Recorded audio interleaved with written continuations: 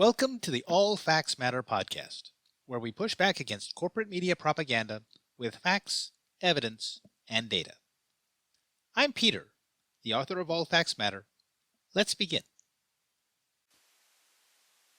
Another month has come and gone, and another job openings and labor turnover summary report has come out. Another month has come and gone, and another JOLTS report claims that employment in this country is little changed. Again. The report tells us that the number of job openings was little changed at 7.6 million in February. And over the month, hires and total separations held at 5.4 million and 5.3 million respectively. Within separations, quits, layoffs, and discharges changed little. Someone needs to send Elon Musk and the boys from Doge over to the Bureau of Labor Statistics to see which AI chatbot afflicted with model rot is writing their report summaries. Little changed and changed little have been the summation of the JOLTS report for a number of months now. Surely by now, something would have changed. As it turns out, a few things have changed, just not for the better. The overall takeaway from the JOLTS report is that labor markets in the United States are still mired in a jobs recession. Instead of getting a sudden corrective shock, however, U.S. labor markets are being subjected to the economic equivalent of the death of the 10,000 cuts. Perhaps the most obvious and irrelevant change reported in the summary was the decline in the number of fake job openings, which fell by 194,000 in February. What has changed little is that the job openings themselves are largely non-existent and made up, a point I have discussed many times before. With reported job openings having stayed so far above hiring and separations for so long, it is a virtual certainty that a large percentage of the reported job openings exist only on paper, and most of the rest simply do not exist at all. However, we do need to put a caveat on the decline in job openings. Since last fall, the number of job openings has actually trended up. Reported job openings increased significantly in October and November of last year, and are still not down to where they were last September. With hiring trends being either flat or trending down, this longer-term upward trend in job openings serves to further underscore how illusory real job growth has been in the U.S. Available job openings simply are not accurately tracking to hiring rates, a virtual impossibility for legitimate hiring.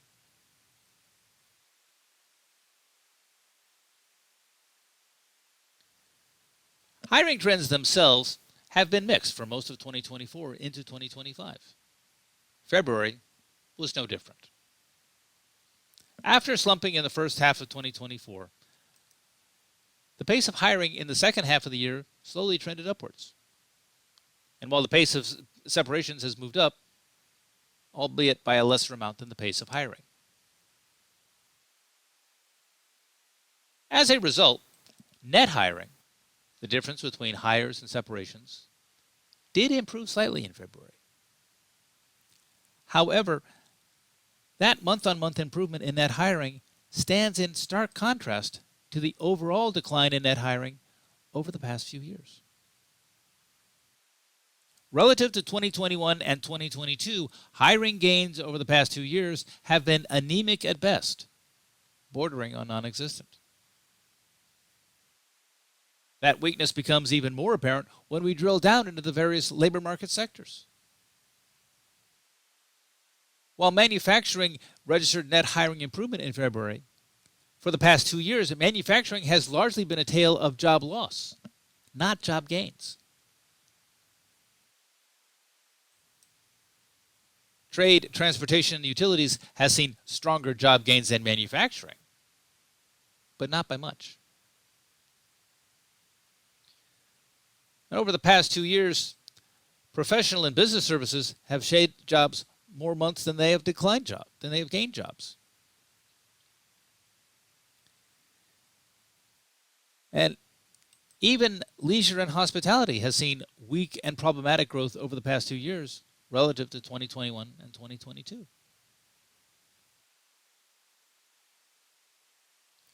The JOLTS report is simply not a report containing much good news in the way of job creation.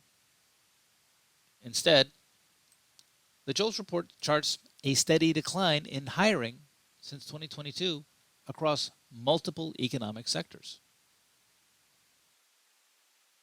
Healthy jobs markets are those where the pace of hiring is generally increasing and where job creation is not sporadic and problematic. The JOLTS report shows that the United States has not had healthy jobs markets for quite some time now.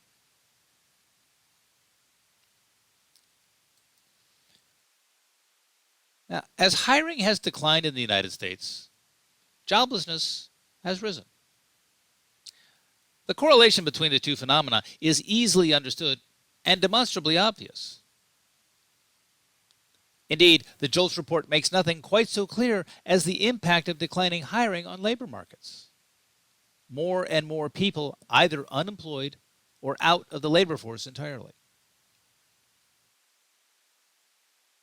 Yet it is not just that a lack of hiring is producing joblessness. More and more workers are being forced out of work rather than choosing to quit their jobs voluntarily. That shift coincides with the general rise in joblessness.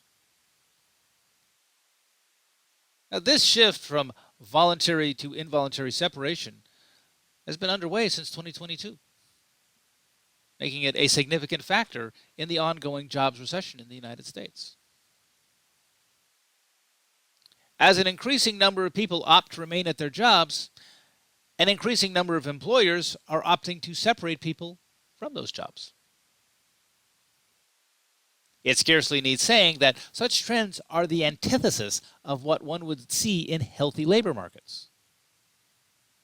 It also scarcely needs saying, yet again, that healthy labor markets are not something the United States has had for a number of years now. Perhaps the most glaring thing about the monthly JOLTS report that does not change is this fundamental dysfunction within U.S. labor markets, which has been a fixture going back to the 2020 COVID pandemic and beyond.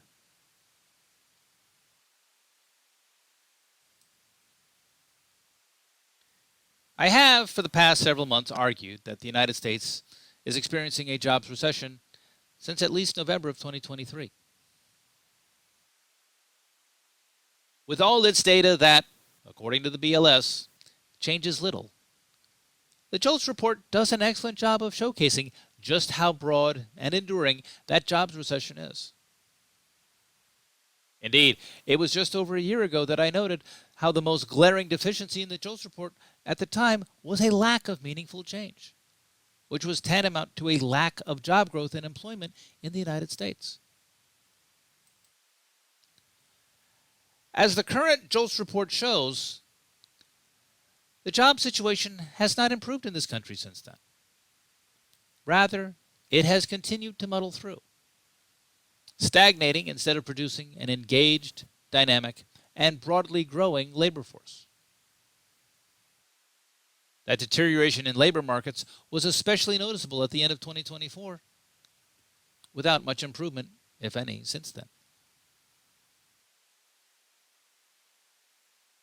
While consumers and voters are generally expressing greater concern over issues such as inflation, the economic reality is that lack of employment and lack of employment opportunity, which all too frequently results in stagnating wages as well, is what gives inflationary price rises their economic significance.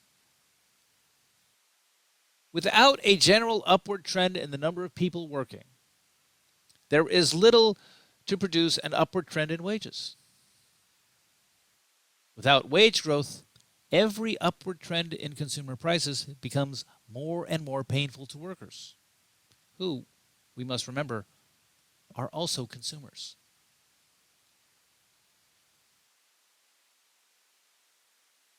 The narrative of the JOLTS report is not one of dramatic change. There is no shock to labor markets, either good or bad. In this regard, the little changed tenor of the BLS bureaucraties regarding labor markets in this country is broadly correct. However, what is invariably the case is that this lack of significant change, this lack of dynamism and vitality, means that labor markets in the United States are constantly and steadily declining. Hiring is deteriorating, and the JOLTS report shows this all too clearly. Joblessness is increasing, and the JOLTS report shows this all too clearly as well. The breadth of labor market dysfunction and the longevity of that dysfunction have combined within the job opening and labor turnover summary once again to produce a narrative of ongoing weakness and decline. Instead of a single episode of dramatic labor market collapse, with the JOLTS report, we get an ongoing death of 10,000 cuts. Instead of a labor shock, we are getting persistent, inexorable, and seemingly unstoppable labor market decline. And that does not sound like anyone's notion of good news, economic or otherwise. And that concludes this presentation. I hope you found this podcast helpful and informative. Please like it and share this with your friends. Word of mouth is how I publicize my work. Please also consider making a one-time donation or becoming a paid subscriber to All Facts Matter. Your support is what keeps this work going, and I greatly appreciate all of my subscribers. Without you, this work would have no meaning. I encourage everyone to be especially generous with feedback. Leave a word or two in the comment section so that we can keep the discussion going and that we may learn from each other. Thank you all for listening, and have a nice day.